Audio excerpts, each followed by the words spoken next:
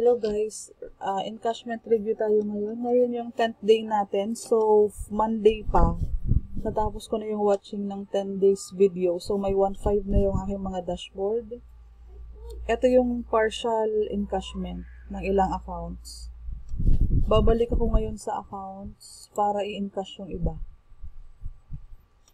So, mahaba-haba itong encashment kasi nasa number 3 pa lang ako. Ito yung lahat i-encash ko guys. So, hanggang dulo.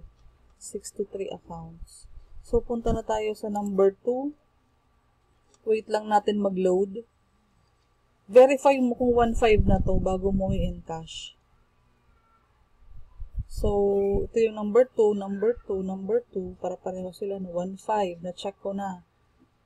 Available rewards, request encashment. Ito yung amount. Please select admin office kasi doon ako mag-i-encash. Tapos, ayan na siya.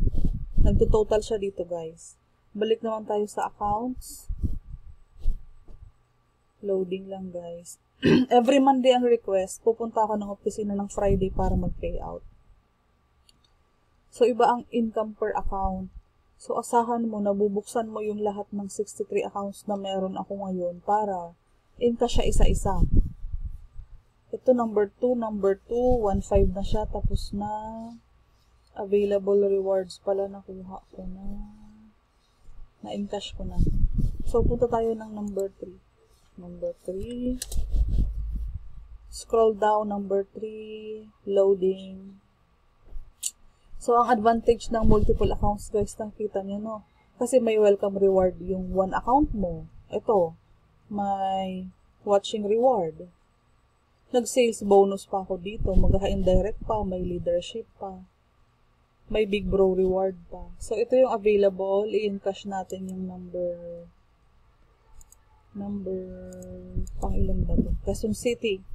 Sa Kamuning, pumunta na ako dun once. Babalik ako ng June 8 para mag-encash. So, tapos na siya, guys. Balik ako ng accounts. Nandito kasi yung tally ng mga accounts. Nandito yung mga iba't ibang accounts na meron ka. Income reflection, check mo. Ganito guys, paano mag-encash.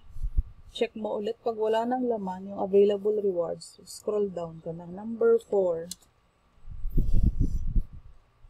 Nakaka-excite mag-encash dito guys kasi sobrang dami mong i-open. Recheck 4, 1,000, 1,500. Available reward, request encashment, please select admin sa QC, request encashment. Paulit-ulit lang siya guys. Just make sure natapos mo yung video para ang income reflection mo sa watch and earn is magkano? 1.5, diba?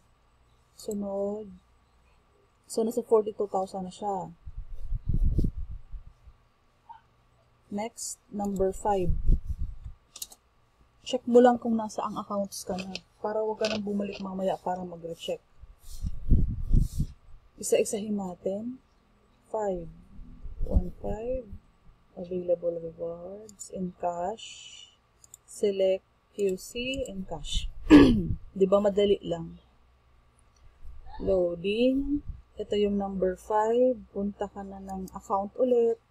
Ulit-ulit lang guys. Hanggang mag-total siya dito. Makita mo yung total niya. Hanggang matapos mo lahat. So, ito yung number 5. Nakuha ko ng available reward. Number 6 na ako. So, number 6. Tandaan mo yung number 6. Naglo-loading siya. 1,000, 1.5. Number 6. Available reward. Encash. Select mo yung Quezon City, admin office, request encashment. So, basically, ganun lang siya kabilis, guys. Kung madami kang account, tuloy-tuloy mo lang. So, 48 na siya. Bye, guys. Pagpatuloy ko lang ito mamaya. Kasi nasa pang-ano pa lang ako, pang-5, pang-6 pa lang. Nasa pang-6 pa lang ako, guys, out of 63.